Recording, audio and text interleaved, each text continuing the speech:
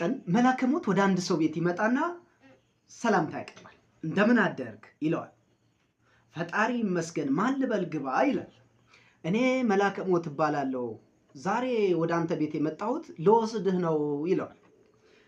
ማንም ሰው ስለ ሞት ሲወራ እንደሚፈራው እንደሚደነግጠው ይሄም ሰውዬ ድንግጥ አለ። ግን ድንጋጤውንና ፍርሃቱን በውስጡ አመቅ አድርጎ ይዞ መልአከ ሞትን ውይ መልአከ ሞት እንኳን በሰላም መጣ ግባ አለና ወደ ቤቱ እንዲገባ ጋበዘው።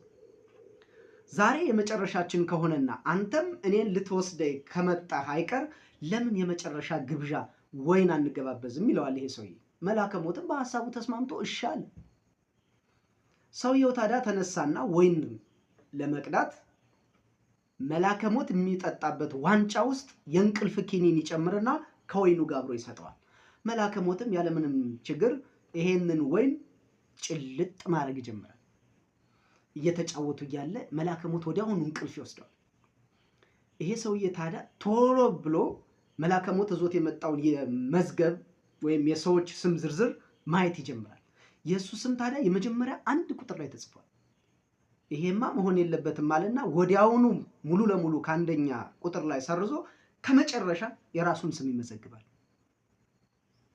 ጊዜው ሄደ። መልአከ ሞትም ከእንቅልፉ ነቅ። ማለፊያ ወይን ነው የጋበዝከኝ፣ በጣም ነው የማመሰግነው። በእውነቱ እኔ ውለታ አልረሳም። ይሄንን የማረጋግጥልህ ደግሞ ከአንደኛው ጀምር የነበረውን አሁን ከመጨረሻው ጀምርና ወደ ላይ እመጣለሁ፣ ውለታህን በዚህ ከፍልልሃለሁ አለው መልአከ ሞት ይባላል።